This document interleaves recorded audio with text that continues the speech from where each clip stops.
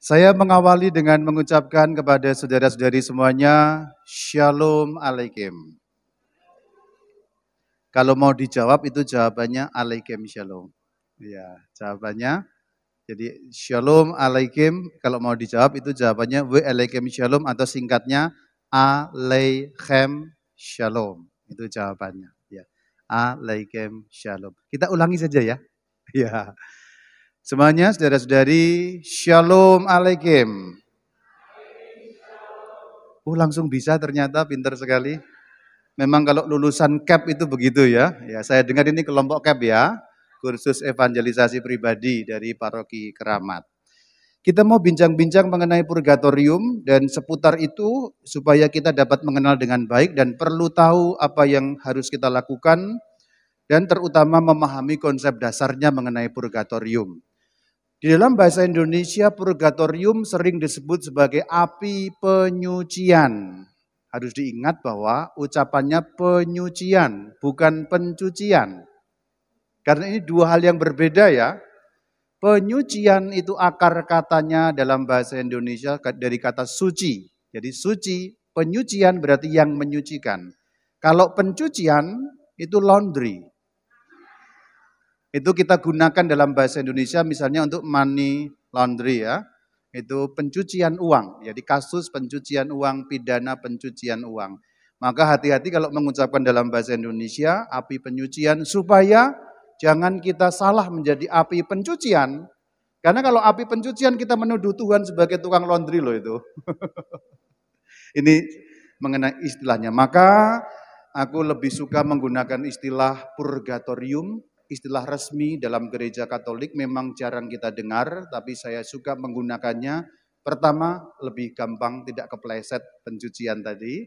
Yang kedua, lebih mempopulerkan lagi istilah resminya yang digunakan di dalam katekismus gereja Katolik. Maka dalam pembicaraan ini nanti aku akan mengucapkan hampir selalu purgatorium, maksudnya api penyucian. Jadi purgatorium maksudnya api penyucian. Untuk mengetahui mengenai purgatorium, pertama-tama kita perlu mengetahui rute orang mati lebih dulu, saudara-saudari.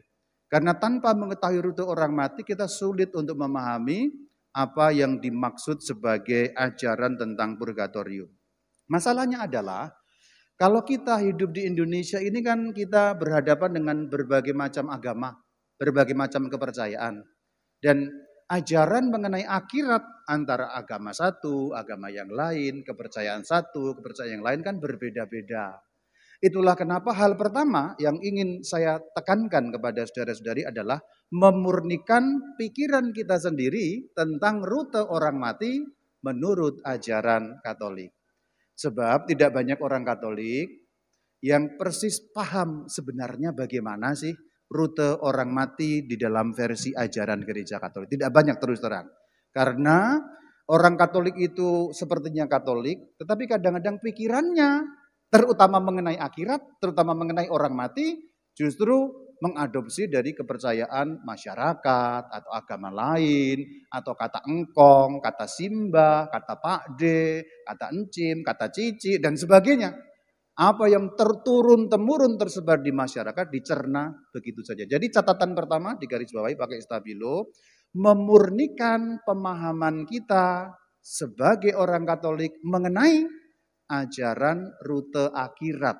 Jadi setelah orang mati itu akan bagaimana nasibnya, ceritanya. Ini penting supaya kita paham mengenai apa itu purgatorium. Hal pertama, begini saudara-saudari. Kalau kita memahami ajaran Katolik, kurang lebih ringkasnya begini ya. Begitu orang mati, detik itu juga pada saat mati, itu jiwa dan badannya terpisah. Detik pada saat mati, itu jiwa dan badannya terpisah. Jiwa kita juga bisa menyebutnya roh. Jiwa dan roh itu sinonim ya. Badan kita juga bisa menyebutnya raga, itu sinonim. Intinya roh dan badannya pisah.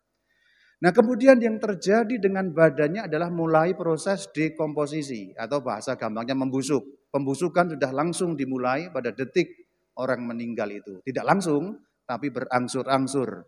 Menurut ilmu medis setelah 4 hari tubuh kita ini benar-benar terdekomposisi meskipun masih akan memerlukan proses untuk hancur, bagian-bagian yang keras itu kan masih belum langsung hancur ya. Ya kalau seperti tulang kita, juga gigi itu lama hancurnya. Makanya kalau dibuka kembali kuburan itu kan wajahnya sudah tidak ada, giginya kan masih meringis terus kan, gitu. Ya kalau dibuka lagi kuburan itu kan kelihatan tengkoraknya, wajahnya kan sudah nggak ada, tapi giginya itu masih smile. Karena ini kan hilang ya. Jadi itu. Raga membusuk, badan menghancur, entah cepat entah lambat. Kalau yang lambat tentu mengalami proses pembusukan dalam kuburan, dengan dikubur itu lambat ya. Yang cepat adalah mengalami proses kremasi, ya itu ekspres sekali, dalam beberapa jam hancur, sudah langsung menjadi abu. Ini badannya. Tetapi bagaimana dengan roh atau jiwanya? Nah begini. Roh atau jiwanya langsung mengalami pengadilan. Jadi detik saat mati, jiwanya langsung mengalami pengadilan yang disebut sebagai pengadilan khusus atau pengadilan pribadi atau pengadilan pertama. Kalau istilahnya dari katekismus Gereja Katolik namanya pengadilan khusus. Atau juga disebut sebagai pengadilan pribadi atau sebagai pengadilan yang pertama. Kenapa disebut khusus? Karena tidak umum. Khusus berarti spesifik, orang tertentu. Kalau Romo Bayu mati, detik itu juga yang diadili ya Romo Bayu. Nanti orang lain mati, yang diadili ya satu persatu. Makanya istilahnya juga pengadilan pribadi. Satu persatu menghadap pada tahta pengadilan Tuhan, lalu mendapatkan keputusan. Disebut juga pengadilan pertama, karena memang nanti akan ada yang kedua. Jadi akan ada yang kedua. Jadi ini beberapa istilah yang dapat kita cerna dulu. Tapi yang harus diingat, kapan pengadilan terjadi? Detik itu juga saat orang meninggal. Jadi detik itu juga langsung mendapat pengadilan. Keputusannya ada dua, apakah itu kebahagiaan kekal, apakah itu kesengsaraan kekal. Jadi keputusannya ada dua, pilih salah satu. Tergantung Tuhan. Tuhan yang melihat dengan adil seadil-adilnya akan memutuskan. Misalnya RIP, Requiescat in Pace, kan? Rest in peace ya. Telah meninggal dengan tenang. Romo Yohanes Istimur Bayu Aji. Saya. Ya pasti akan mati kan? Ya enggak apa-apa. Jadi santai aja lah ngomongin kematian itu ya, santai saja. Karena saatnya akan mati. Nah pada saat saya mati, bahkan misa requiem belum dilaksanakan, saya sudah diadili.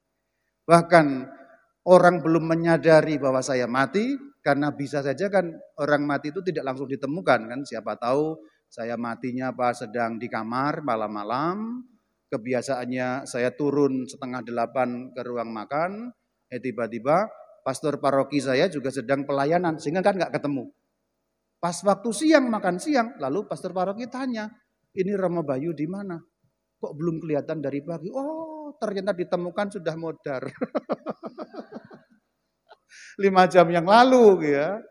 Jadi tidak nunggu requiem, tidak nunggu apa, detik pada saat mati, Romo Bayu sudah masuk kepada pengadilan. Keputusannya dua, salah satu dari dua maksudnya. Kebahagiaan kekal atau kesengsaraan kekal. Kebahagiaan kekal ini yang kita istilahkan dalam omongan sehari-hari surga. Istilah ini ya. Kesengsaraan kekal dalam omongan sehari-hari yang kita istilahkan dengan istilah neraka. Oke, sampai di situ jelas ya. Salah satu dari keputusan. Kekal artinya terus-menerus. Begitu diputuskan, orang yang berada dalam kebahagiaan kekal akan terus dalam kebahagiaan kekal. Orang yang berada dalam kesengsaraan kekal terus ada dalam kesengsaraan kekal. Artinya tidak mungkin pindah. Tidak ada migrasi, tidak ada kemudian pindah, hijrah dan sebagainya, tidak ada ya. Yang di surga ya terus di surga, yang di neraka ya terus di neraka. Maksudnya kekal apa? Hidup selama-lamanya di tempat yang telah ditentukan tadi. Sampai di situ oke, bungkus dulu. Kemudian kita fokuskan pada pandangan yang kebahagiaan kekal. Nah, yang mendapat keputusan untuk kebahagiaan kekal itu masih ada dua cabang. Yang langsung atau yang tidak langsung. Gambarkan kalau penerbangan, ada yang penerbangan direct gitu ya. ada yang penerbangan transit. Jadi kalau yang langsung ini betul-betul langsung mengalami kebahagiaan kekal. Contoh umpamanya Bunda Maria, para rasul, misalnya Rasul Petrus ya. Rasul Petrus ketika meninggal dunia, badannya kemudian membusuk atau ada di tanah atau dikuburkan di Vatikan, di bawah altar agung itu badannya Santo Petrus.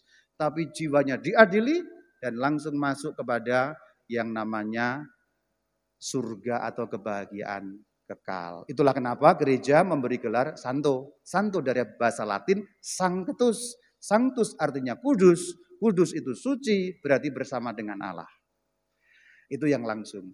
Tapi ada juga orang-orang yang kekudusannya kurang, ikut misa ya ikut, tetapi agak-agak malas-malas gitu. Ikut misa ya ikut, tetapi ya sering-sering lupa juga firman Tuhannya apa gitu ya. Berbuat baik ya berbuat baik, tapi kadang-kadang dia juga masih menyesal berbuat baik gitu. Pernah nggak nyesel berbuat baik? Nyesel berbuat baik itu kalau gini loh, kita nolong orang, habis itu orang itu nyebelin banget. Nyesel kamu berbuat baik. Nah orang-orang yang gini-gini kira-kira kita-kita inilah. Ya kita-kita inilah. Ya kamu-kamu ini ya kamu gitu. Yang ngomong gitu enggak sama. sama. Kita-kita inilah kira-kira yang kita mau berjuang hidup kudus tapi kurang kudus juga. Kita setia tapi agak-agak melenceng-melenceng dikit gitu-gitu ya. Nah ini yang tidak langsung alias transit namanya purgatorium. Purgatorium itu adalah orang-orang yang sudah jelas masuk surga, tetapi masih memerlukan pemurnian. Jadi keputusannya jelas. Romo Bayu diputuskan masuk surga. Sudah masuk surga dong, masa Romo nggak masuk surga ya? Masuk surga ya, yakin masuk surga saya ya. Tetapi ada kelemahan, ada dosa juga, dosa-dosa kecil itu loh. Jadi saya marahin Miss Dinar yang salah umpamanya. Saya sih nggak pernah marah, tapi umpamanya gitu ya. Kemudian sebel sama umat yang tukang cerewet usul melulu, tapi nggak pernah membantu gitu kan. Loh Romo kalau ada yang usul terus, mengkritik terus, tapi nggak pernah bikin apa-apa itu jengkel juga loh. Jengkel sama ya. Jadi jangan terlalu cerewet ya sama Romo ya. Biar Romonya nggak masuk purgatorium gitu loh ya. Nah itu akan memasuki purgatorium sehingga dia perlu dimurnikan. Tetapi jelas masuk surga. Nah itu kurang lebih seperti itu. Itu berlaku sampai akhir zaman. Artinya sampai keadaan nanti menuju pada akhir zaman situasinya seperti itu. Jadi begitu orang mati langsung diputuskan apa kebahagiaan, apa kesengsaraan. Kalau kesengsaraan itu kontan langsung, tidak ada cabang, plung selesai. Tapi kalau yang kebahagiaan ada yang langsung, ada yang tidak langsung. Yang tidak langsung namanya purgatorium. Ini konsep dasarnya dulu dipahami. Karena nanti bukti-bukti ayatnya saya sampaikan di belakang. Karena siapa tahu orang akan bertanya, loh itu karangan gereja Katolik? Oh tidak, karena ada konsep-konsep dalam Alkitab yang mengajarkan tentang itu. Ini bagian konsep dasarnya.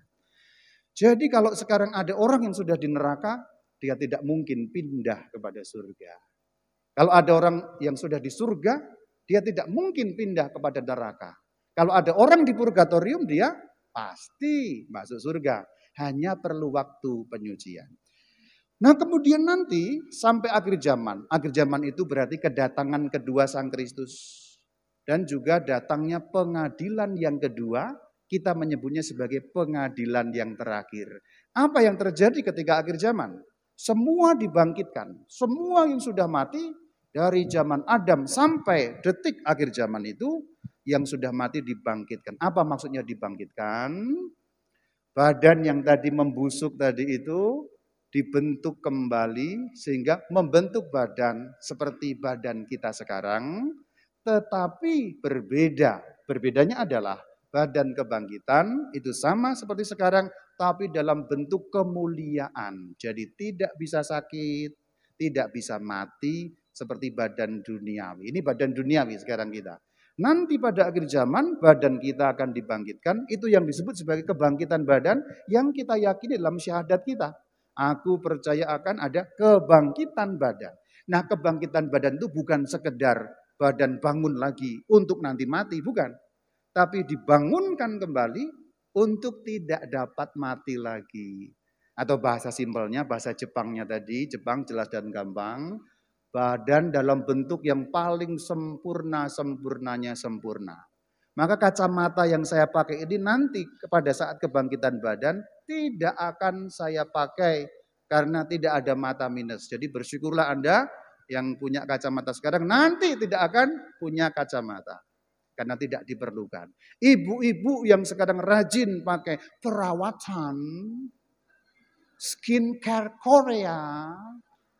Karena apa ya? Karena mulai keriput, mulai apa. Nanti pada badan kebangkitan tidak ada keriput. Karena keriput itu peristiwa dunia. Kehilangan kolagen, kehilangan ikatan, massa ototnya berkurang. Terus tadinya bright gitu ya. Tadinya celing, terus lama-lama turun. Gitu ya. Ya itu duniawi ya. Yang putih-putih rambutnya tidak akan putih ya. Karena putih itu kan, maaf tidak bermaksud menyindir siapapun. Aku juga sudah ada putihnya sedikit ini ya. Jadi tidak bermaksud menyindir siapapun ya. Tidak akan putih karena hitamnya hilang itu karena kan pigmentasinya hilang ya. Dan lain sebagainya. Osteoporosis yang diderita ibu-ibu itu tidak akan ada lagi. Pokoknya intinya badan yang sempurna tidak akan mengalami sakit, duka, derita, bahkan tidak akan bisa mengalami kematian. Yang di kehidupan kekal dibangkitkan semua. Kemudian pengadilan yang kedua dilakukan, yaitu pengadilan terakhir atau pengadilan umum. Disebut terakhir karena tidak ada lagi setelah itu. Disebut yang kedua karena tadi yang pertama ada. Disebut umum karena pengadilan secara semuanya bersama-sama dengan Yesus Kristus sebagai hakim yang adilnya. Itu pernyataan kemuliaan Tuhan kita Yesus Kristus sebagai hakim yang adil. Lalu kemudian disahkan. Pengesahannya adalah sama seperti yang pertama tadi. Jadi kalau yang pertama dia masuk kepada kesengsaraan, yang kedua sama. Kalau yang kedua ini berubah tidak mungkin karena apa? Yesus tidak bisa disogok ya. Kalau di dunia ini kan masih bisa ya. Tadinya masuk neraka, kita sogoklah supaya nanti berubah vonisnya. Tidak bisa, tidak mungkin. Karena Tuhan Yesus hakim adil, maha adil. Jadi sebenarnya pengadilan yang kedua atau terakhir, itu penegasan pengadilan pertama. Lu kalau sudah diadili, kenapa diadili lagi? Ingat, yang pertama badannya belum ikut. Nah, yang pertama badannya belum ikut. Karena pada saat pertama yang diadili baru rohnya. Badannya busuk di tanah. Sedangkan yang kedua ini manusia utuh-utuhnya mendapat pengadilan. Kan kalau kita berbuat dosa, yang berbuat dosa enggak hanya rohnya kan? Badannya ikut enggak? Badannya ikut bersalah. Maka diadili juga. Ini bahasa gampang. Tentu kalau dijelaskan pakai bahasa teologis panjang lebar enggak usah lah. Udah siang mumet kita juga ya. Kalau kita pakai bahasa teologi Katolik itu tinggi, terlalu tinggi. Belajar pun kan Romo-Romo itu 10 tahun, ruwet, mumet. Jadi aku ini senang pakai bahasa Jepang supaya kamu juga tidak perlu menderita seperti saya. Kamu tahu nggak akibat penderitaannya? Botak ini. Ini karena belajar teologi ini ya. Coba lihat para bapak yang nggak belajar teologi itu kan nggak botak rambutnya, bapak masih tebal sekali kan rambutnya. Kenapa kok tebal pak? Karena bapak tidak belajar teologi ya. Rama Bayu ini kan belajar teologi rambutnya habis, mumet mikirin ajaran iman. Maka karena mumet mikirin ajaran iman, ketika sudah ketemu aku sajikan aja pakai bahasa gampang. Supaya kamu mencernanya gampang manggut-manggut. Maka tadi dari awal kan kulihat manggut-manggut wah gitu ya. Aku seneng kalau kamu manggut-manggut tuh kayaknya kan ngerti gitu ya, ngerti gitu. Wah ini pada ngerti ini. Tapi juga nggak tahu karena ini jam 12 siapa tahu manggut-manggutnya itu terkantuk-kantuk kan gitu. Mantul-mantul gini karena ngantuk. Itu konsep dasarnya. Setelah itu tidak ada lagi purgatorium. Karena purgatorium sifatnya sementara. Dari zaman sekarang ini atau dari zaman Tuhan Yesus naik ke surga sampai pada akhir zaman. Begitu akhir zaman purgatorium tidak ada lagi karena yang di purgatorium semua akan memasuki kerajaan surga. Jadi hanya ada surga dan neraka. Jadi ingat purgatorium itu hanya sementara waktu untuk pembersihan. Dan purgatorium itu sebenarnya tanda cinta kasih Tuhan kepada kita. Simpelnya gini, surga itu tidak ada toleransi dosa sekecil apapun. Karena surga itu kudus, kudus, kudus. Kita ingat kalau dalam privasi kemudian sambil bernyanyi, kudus, kudus, kuduslah Tuhan Allah segala kuasa. Tuhan itu kudus, kudus, kudus. Diulang 3 kali maksudnya maha, maha, maha, maha kudus.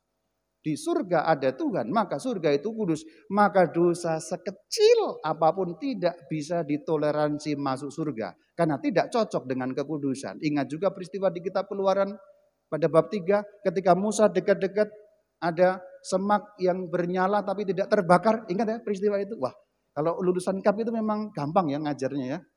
Begitu ingat ya itu langsung manggut-manggut gitu ya. Ngerti gak ngerti, pokoknya manggut-manggut gitu. Jadi peristiwa ketika ada semak yang bernyala tapi gak kebakar itu, kebayang ya? Aku mau tanya sebentar. Bernyala tapi gak kebakar itu gimana sih? Kira-kira gimana? Bernyala kok nggak kebakar? Aku mau kasih tahu. Kamu lihat ini nih. Ini bernyala tapi nggak kebakar. Oke, kembali ke laptop ya. Ketika Musa mau mendekati, firman Tuhan katakan, Musa lepas kasutmu, jangan dekat-dekat karena tanah yang kau injak itu kudus. Jangan dekat-dekat, tanah. Tanah saja ketika hadirnya Tuhan kudus. Tidak boleh dekat. Ini tanah loh, dunia loh. Apalagi surga tempat tinggal Allah sendiri. Jadi kalau Tuhan pakai ukuran ketat, dosa-dosa kita kecil banget itu saja tidak diperkenankan masuk surga. Karena surga tidak punya toleransi terhadap kesalahan dan cacat celah. 0 kesalahan, 0 dosa. Itu surga. Jadi kalau Tuhan mau ketat-ketatan mengikuti itu, itulah kenapa kitab Mazmur mengatakan, kalau engkau menghitung-hitung kesalahan ya Tuhan, siapa yang dapat bertahan. Nah ini konsepnya. Surga itu sebenarnya 0 kesalahan. Itulah kenapa yang mau masuk surga ada purgatorium untuk pembersihan. Itu sebenarnya bentuk cinta kasih Tuhan. Bahwa kamu yang masih ada dosa yang kecil-kecil itu pun diperkenankan setelah mengalami pemurnian di dalam purgatorium. Sebagai persiapan untuk masuk surga di akhirat. Jadi jangan memikirkan bahwa surga itu boleh berdosa, masuk tidak boleh. Ngomongin orang itu nggak bisa masuk surga loh. Mulutmu harus ditinggal di neraka paling enggak itu. Dan lain sebagainya. Itu konsep dasarnya. Mengenai pengadilan khusus, sekarang ajaran Alkitab yang kemudian ditegaskan dalam ajaran gereja. Mengenai pengadilan khusus disebutkan di dalam Injil Lukas 16:22-23. Dan dirumuskan di dalam Katekismus Gereja Katolik pada artikel 1021. Aku bacakan mulai dari Injil Lukas ya. Kita dengar Lukas 16:22-23 kutipan. Kemudian matilah orang miskin itu lalu dibawa oleh malaikat-malaikat ke pangkuan Abraham. Orang kaya itu juga mati lalu dikubur. Dan sementara ia menderita di alam maut, ia memandang ke atas dan nampak dari jauh dilihatnya Abraham dan Lazarus duduk di pangkuannya. Ingat cerita ini? Jadi ada orang kaya, ada Lazarus. Orang kaya dikatakan mati, mati berarti terpisah badan dan jiwanya. Lalu dikatakan dibawa kemana? Sengsara maut. Yang dibawa apanya? Rohnya. Karena badannya dikubur. Demikian juga dikatakan, matilah orang miskin yang namanya Lazarus, dikatakan dibawa oleh malaikat-malaikat ke pangkuan Abraham. Yang dibawa apanya? Rohnya. Badannya ya di dunia. Nah inilah ayat mengenai pengadilan khusus. Dan perhatikan bahwa Lazarus dan orang kaya keadaannya sama atau berbeda? Berbeda. Dikatakan Lazarus berada di pangkuan Abraham. Abraham bapak orang beriman, jadi digambarkan keadaannya enak, sejuk-sejuk begitu. Berarti ini gambaran kebahagiaan yang dialami oleh Lazarus. Dikatakan orang kaya menderita sengsara, bahkan nanti kan minta air setetes. Tolong setetes saja ke sini, panas banget di sini kayak di Subang katanya.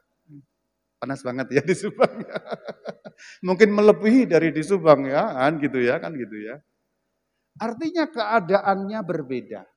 Keadaan yang berbeda meskipun ayat Alkitab tidak mengatakan ada pengadilan, memang tidak ada ayatnya. Tetapi itu disimpulkan secara tafsir. Kalau orang mati kemudian yang satu ke kanan, yang satu ke kiri, artinya ada penilaian bukan? Nah itu. Kalau tidak ada pengadilan berarti harusnya ayatnya berbunyi, Lazarus mati dibawa malaikat ke akhirat, orang kaya mati dibawa juga ketemu dengan Lazarus, mereka menunggu nongkrong-nongkrong berdua di akhirat. Di tempat yang sama, keadaannya sama. Itu kalau belum ada pengadilan. Tetapi bukti ayat Alkitab mengatakan Lazarus bahagia bersama Bapak Abraham, orang kaya menderita dalam sengsara alam maut yang digambarkan dengan panas api tadi itu. Artinya kesimpulan teologisnya, tafsirannya adalah telah terjadi semacam pengadilan.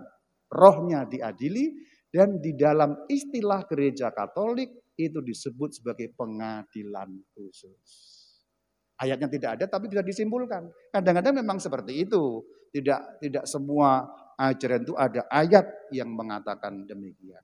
Keadaan yang berbeda antara Lazarus dan orang kaya mengandaikan ada penilaian atas hidup mereka. Penilaian atas hidup mereka berarti pengadilan. Itu mengenai pengadilan khusus. Kemudian ayat di dalam katekismus ada di 1021 saya baca. Perjanjian baru Alkitab juga mengatakan bahwa setiap orang langsung sesudah kematiannya diganjari sesuai dengan pekerjaan dan imannya. Dikatakan langsung sesudah kematiannya. Atau dalam bahasa untuk menyangatkan, untuk membuat masuk dalam pikiran, dalam bahasa Rama Bayu itu pada detik orang mati. Langsung sesudah kematian. Begitu mati, tek, pengadilan. Itu yang dimaksudkan dalam kalimat KGK, Katekismus Gereja Katolik 1021.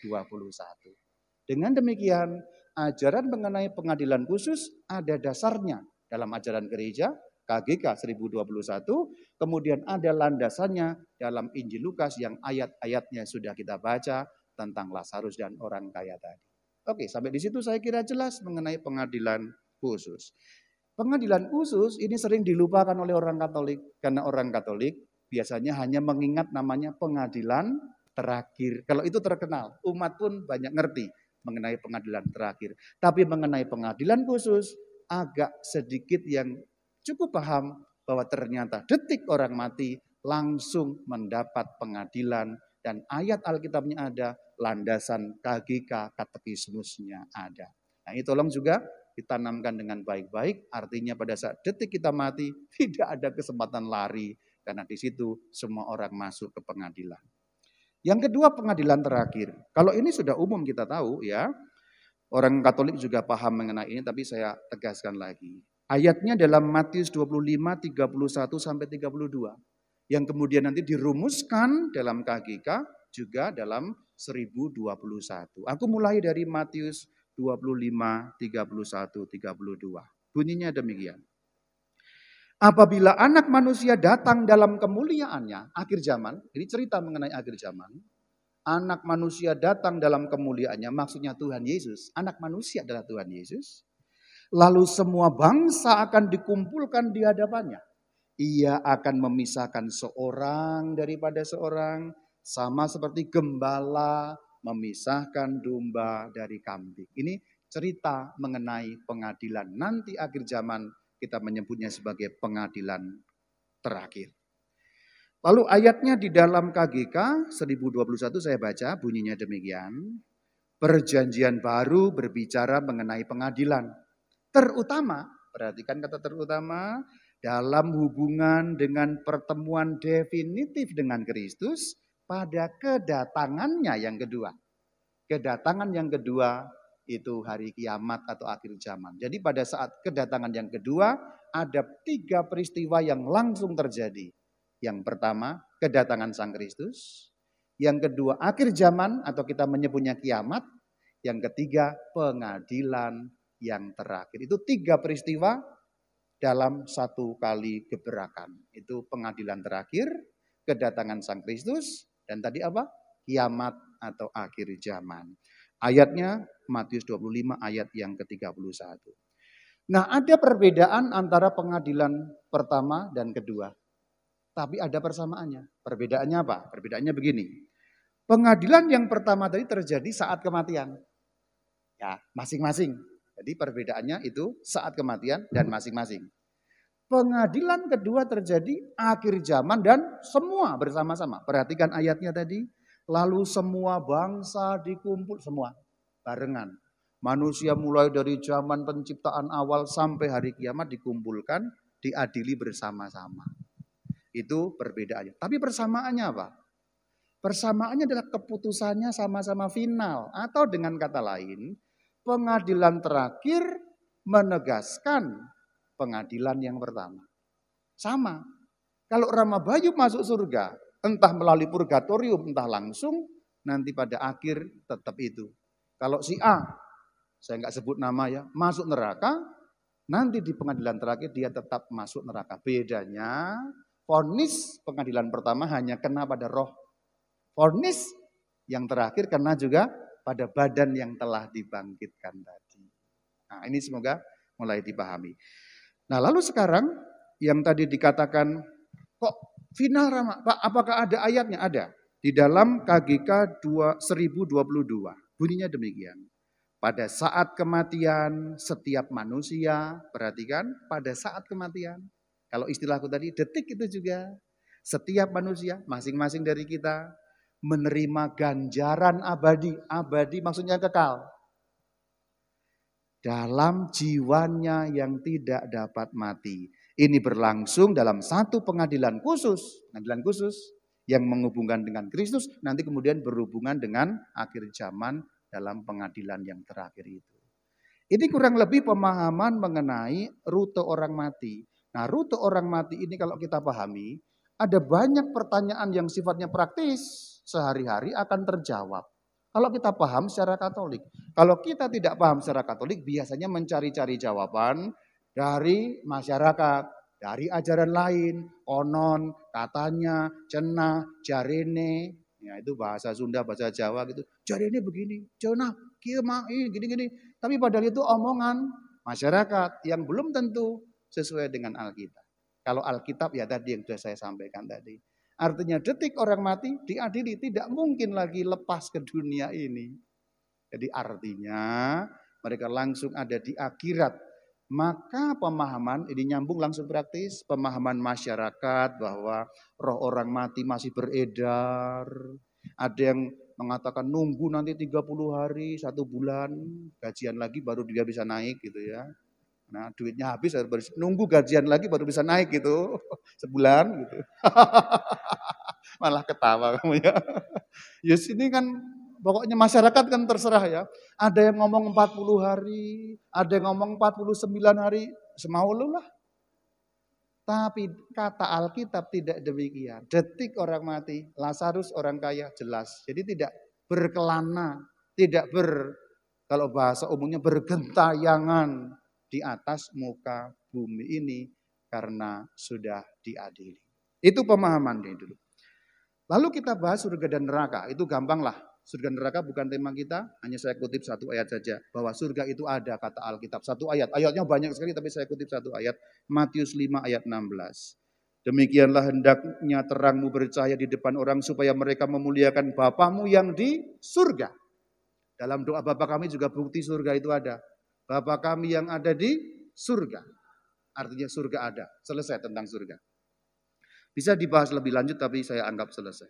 Neraka itu ada enggak? Ada. Ada buktinya. Ada. Matius 5:29. Ini satu-satunya ayat? Bukan. Ada ayatnya banyak sekali. Tapi saya kutip satu. Jika matamu yang kanan menyesatkan engkau, cungkilah dan buanglah itu daripada tubuhmu dengan utuh dicampakkan ke dalam neraka. Artinya Alkitab mengatakan neraka ada, surga ada. Dan dua-duanya sifatnya kekal. Nah ini tema intinya. Setelah kita paham rute orang mati, kita akan mudah memahami tentang purgatorium. Maka sekarang, dalam pemahaman mengenai rute orang mati tadi, kita kemudian dapat merumuskan pilihannya hanya 2 di akhirat, surga dan neraka, tetapi jalannya atau caranya ada 3. Pilihannya hanya 2, surga dan neraka, tapi jalannya ada 3. Neraka hanya langsung, surga cabang 2. Surga langsung, surga transit. Jadi 2 pilihan, 3 jalan. Nah yang kita bahas yang transit itu tadi. Kenapa kok bisa transit? Nah ini pertimbangannya atau ajarannya Katolik yang dikatakan di dalam KGK 1030. Jelas sekali dikatakan, saya bacakan kutipan. Siapa yang mati dalam rahmat dan dalam persahabatan dengan Allah, namun belum disucikan sepenuhnya, memang sudah pasti akan keselamatan abadinya. Saya urai pelan-pelan. Siapa yang mati, berarti bicara tentang orang mati, dalam rahmat dan dalam persahabatan dengan Allah, berarti tidak melakukan dosa mematikan, dosa mortal. Dosa mortal contohnya pembunuhan, penyembahan berhala, perzinahan. Berarti mati tidak dalam keadaan dosa itu. Dikatakan, namun belum disucikan sepenuhnya. Kenapa kok belum disucikan sepenuhnya? Karena namanya manusia, dosa kecil-kecil itu banyak. Iya apa enggak? Iya, semangat kok. Iya katanya. Ibu-ibu itu kan dosanya kepada suami kan banyak kan istri-istri itu kan. Iya enggak Pak? Istri-istri itu banyak dosanya pada suami. Iya ya Pak ya? Iya kan? Betul kan? Dukung saya. Laki-laki dukung saya. Iya. Iya. Ibu-ibu itu kan cerewet aja. Gitu kan ya. Sebaliknya, bapak-bapak itu kan maunya menang sendiri ya Bu ya. Oh, iya, katanya iya. Ya, cocok. Iya enggak Bu? Iya. Iya, diam tapi maunya menang sendiri, keras kepala. Itu bapak-bapak. Iya, enggak ya? Enggak salah lagi. Ya itu loh, itu namanya dosa kecil-kecil. Ya kita emosi, kita di jalan, kemudian marah-marah, yang gitu-gitulah. Kelemahan-kelemahan kecil-kecil duniawi tapi sering kita lakukan, itu yang membuat kita ternoda kan itu. Dosa enggak? Dosa. Salah enggak? Salah. Suci enggak? Ya berarti belum suci. Nah, dosa-dosa kecil-kecil ini tadilah yang membuat kita belum saatnya memasuki kerajaan surga. Karena apa? Karena surga ingat 0 kesalahan. Jadi dibersihkan dulu. Ibarat satu gambaran, ini rumah istana bersih. Kamu itu sudah boleh masuk rumah, tetapi kakimu masih kena lumpur kecil. Maka yang lain yang sudah nggak ada lumpur masuk istana itu, tapi kamu yang punya lumpur di teras dulu, ada pancuran atau ada keran di sana. Bersihkan cuci kaki, setelah saatnya cuci kaki selesai, kamu boleh masuk. Boleh, karena memang kamu boleh masuk. Tapi tolong bersihkan dulu itu. Di lumpur di ujung jempolmu itu sudah lumpur, kena kucing lagi kan. Ya bersihkan dulu gitu loh. Gitu. Nanti Bu ya, iya. Ini ayat Alkitabnya kasih itu sabar ya, iya, kasih itu sabar ya. Ini konsep dasarnya selesai dulu, baru nanti kalau belum jelas baru bertanya ya. Sudah pasti akan keselamatan abadinya. Pasti masuk surga. Disinilah gunanya gereja Katolik mendoakan orang mati. Jadi kalau gereja Katolik mendoakan orang mati itu yang di mana sih? Purgatorium. Gunanya apa sih? Mempercepat pembersihan untuk segera masuk surga. Jadi gereja Katolik tidak mendoakan arwah di neraka karena tidak bisa didoakan. Karena arwah di neraka kekal ada di neraka. Tapi kita mendoakan arwah yang di purgatorium supaya segera. Bahasa gambarannya. Kalau tadi kamu dibersihkan sendiri itu pembersihan, ini bahasa gambarannya. Ruangan ini kalau dibersihkan sendiri makan waktu 2 jam. Tapi kalau dibantu 2 orang, 1 jam. Kalau dibantu 4 orang, setengah jam. Kalau dibantu 10 orang, 10 menit beres ruangan ini. Kira-kira begitu gambarannya. Jadi makin banyak didoakan, orang yang di purgatorium mempercepat mereka untuk memasuki kerajaan surga. Pertanyaan selanjutnya, kan sudah jelas masuk surga ya Romo ya? Jelas. Berarti tanpa didoakan pun mereka akan masuk surga? Iya, tapi lama. Lalu ngapain kita mendoakan? Mempercepat. Kembali bahasa gambaran. Kalau orang pengen bertemu, tapi terkendala untuk bertemu, contoh orang tua yang papanya pergi jauh, kerja di kota lain, kan kangen sama anak. Tapi dia baru bisa pulang 3 bulan kemudian. 3 bulan kemudian baru bisa pulang karena liburnya 3 bulan. Untuk nemui anaknya di kota lain. Bayangkan kamu seorang papa yang rindu untuk ketemu dengan anakmu, kalau kemudian bosmu mengatakan, tidak perlu kamu tunggu 3 bulan. Sebulan kamu boleh pulang. Senang nggak kamu? Nah itu. Sesuatu yang kangen untuk segera ketemu, tapi kalau kemudian dipercepat, kebahagiaan. Orang-orang yang di purgatorium itu ingin segera berjumpa dengan Tuhan. Gambarkan seorang papa kerja jauh, ingin bertemu dengan anak yang masih unyu-unyu lucu itu. Nunggu 3 bulan, kelamaan. Tapi ketika ada orang yang punya kuasa untuk mempercepat, tidak perlu 3 bulan, hari kamu boleh pulang sebulan ke depan. Dia senang. Karena dipercepat berjumpa dengan yang sangat dicintai. Begitu kita mati, kita tahu yang paling berharga itu Tuhan. Begitu kita mati, kita tahu semua tidak ada artinya. Hanya kalau ketemu Tuhan, itu yang paling membahagiakan. Di purgatorium ketika didoakan dipercepat, itu membahagiakan. Jadi statusnya kita mendoakan itu mempercepat mereka berjumpa dengan hadirat Tuhan, sehingga mereka lebih gembira di dalam kehidupan kekal. Lalu sekarang ayat-ayatnya mengenai purgatorium.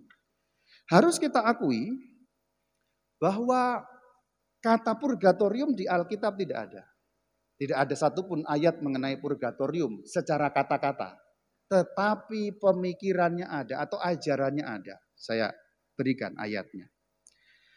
Yaitu mengenai dosa yang dapat diampuni setelah kematian. Tadi dikatakan, ingat bahwa yang masuk purgatorium itu apa? Masih punya dosa kecil. Berarti ada dosa kan? Belum masuk karena masih punya dosa kecil. Pertanyaan kita, katanya kalau dosa itu diampuni hanya di dunia ini. Betul kalau itu untuk dosa mortal. Tapi untuk dosa-dosa kecil ada pengampunan setelah kematian. Ayatnya di dalam Matius 12 ayat 32. Bunyinya, Yesus berkata, apabila seorang mengucapkan sesuatu menentang anak manusia, ia akan diampuni. Tetapi jika ia menentang Roh Kudus, ia tidak akan diampuni, di dunia ini tidak, dan di dunia yang akan datang pun tidak. Dunia ini maksudnya dunia jasmani sekarang, dunia yang akan datang akhirat. Dengan beliau mengatakan, tidak akan diampuni di dunia ini tidak akan diampuni di dunia akhirat, artinya apa? Ayat ini mengatakan, berarti ada dosa yang bisa diampuni di dunia yang akan datang atau dunia akhirat. Jadi ayat Matius 12:32 ini mengatakan ada dosa yang bisa diampuni setelah kita mati. Tapi memang ada dosa yang tidak bisa diampuni setelah kita mati. Jenisnya apa? Dosa mortal. Jadi dosa mortal itu tidak bisa diampuni setelah kita mati. Ini rutenya panjang, tapi nanti kalau kamu pengen tahu dosa mortal, ketik saja di YouTube Katkit dosa mortal gitu ya. Jadi kalau kita mati membawa dosa mortal, kita tidak mendapat pengampunan di dunia akhirat. Tapi kalau dosa venial, yang kecil-kecil tadi, kita masih ada pengampunan di dunia akhirat. Berarti kesimpulannya apa? Ada dosa yang dapat diampuni setelah kematian. Jenis dosanya apa? Dosa kecil-kecil atau istilah di dalam bahasa Gereja Katolik Katekismus, dosa venial, pakai V. Venial istilahnya. Ada enggak ayatnya? Ternyata ada. Kalau kita membaca di dalam 1 Yohanes 5 ayat 17, itu kita dapat menemukan ayat mengenai dosa venial. Ku bacakan. 1 Yohanes 5 ayat 17. Semua kejahatan adalah dosa. Semua kejahatan itu dosa. Tetapi ada dosa yang tidak mendatangkan maut. Tidak mendatangkan maut itu kalau kata pakai bahasa Jepang. Dosa yang tidak mendatangkan maut kalau kita pakai bahasa Jepang jelas dan gampang. Dosa yang tidak membuat masuk neraka. Itu maksudnya. Jadi ayatnya 1 Yohanes 5:17. Semua kejahatan itu dosa. Yang jahat itu semua dosa. Tetapi ada dosa yang tidak membuat kamu masuk neraka. Yang kecil-kecil tadi itu. Kelalaian kita, kelemahan kita. Itulah dosa juga, tapi tidak akan bikin kamu masuk neraka. Jadi ibu-ibu, kalau cerewet kepada suami itu bukan dosa mortal, tenang saja. Ya, yes kata ibu-ibu. Jadi teruskan saja ya. Teruskan, enggak apa-apa. Tapi kita punya pepatah dalam bahasa Melayu, sedikit-sedikit lama-lama menjadi, nah kalau numpuk gede, memang tidak mendatangkan maut, tapi kalau numpuk gede, numpuknya bagaimana kalau suami kemudian stres, tekanan batin, frustrasi, nyetir nggak tenang jadi dia kecelakaan. Nah itu baru menjadi berubah sifatnya, kira-kira begitu. Maka saudara-saudari dosa venial itu dapat dihapus di akhirat. Nah penghapusan dosa di akhirat itu namanya purgatorium. Ada kesempatan memulihkan itu. Terakhir sebagai istilah dari mana datangnya purgatorium, yaitu dari KGK atau Katekismus Gereja Katolik 1031. Bunyinya, gereja menamakan penyucian akhir para terpilih. Penyucian akhir itu berarti di akhirat. Para terpilih berarti orang yang jelas masuk surga. Yang sangat berbeda, perhatikan, sangat berbeda. Dari mana? Dari siksaan para terkutuk. Siksaan para terkutuk itu maksudnya neraka. Jadi harus ingat, menurut ajaran gereja, siksaan neraka berbeda dengan purgatorium. Apakah di purgatorium menderita? Menderita. Tapi jenis penderitaannya berbeda dengan neraka. Kalau ku gambarkan tadi, di purgatorium itu penderitaannya ingin segera ketemu, tapi belum saatnya. Jenis itu penderitaannya. Itu bisa tergambar dan terbayang di dunia ini. Kalau kamu kerja jauh tadi itu, atau terpisah tempat, atau orang yang pacaran dengan LDR, udah kangen, pengen ketemu, aduh, gitu. Iya kan gitu kan? Udah, kangen banget, anakku, lihat video call, lihat anaknya unyu-unyu, papa, wah, kangen banget. Sakit gak seperti itu? Sakit. Kangen itu sakit. Kangen itu menyakitkan. Ya, penderitaan, tanda petik, meskipun bukan penderitaan gede. Nah, penderitaan purgatorium itu begitu. Itulah kenapa gereja mengatakan sangat berbeda dengan neraka. Lalu dikatakan itu dinamakan purgatorium, tanda kurung, api penyucian. Dengan demikian kita mengenal konsep dasarnya, ayat-ayat Alkitabnya, kemudian ajaran gerejanya dalam katekismus, sampai pada keluarnya nama itu dari mana.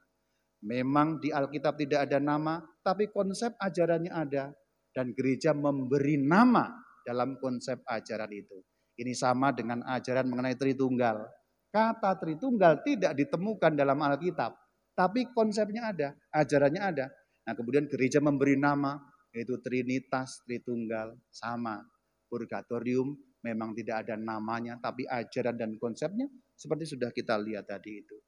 Nah kemudian ini mengutip praktis saja, mengutip bagian-bagian dari para bapak gereja, supaya kita mendoakan mereka yang di purgatorium. Yaitu dari Bapak Gereja Yohanes Chrysostomus di dalam homili mengenai 1 Korintus. Kutipannya ada di KGK 1032 sebagai penutup terakhir. Bapak gereja ini hidup di abad yang keempat, di tahun 300-an. Artinya sebenarnya gereja sudah percaya mengenai adanya purgatorium sejak awal mula, hanya memang belum diberi nama. Santo Yohanes Chrysostomus mengatakan demikian, jangan kita bimbang untuk membantu orang-orang mati dan mempersembahkan doa untuk mereka. Kutipan dari KGK 1032 sebagai benar-benar penutup kubacakan. Sudah sejak zaman dahulu gereja menghargai peringatan akan orang-orang mati dan membawakan doa, terutama kurban ekaristi untuk mereka, maksud yang di purgatorium, supaya disucikan dan dapat memandang Allah dalam kebahagiaan.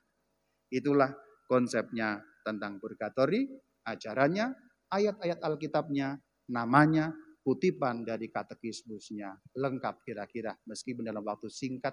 Semoga manggut-manggutmu adalah manggut-manggut paham dan mengerti. Shalom alaikum.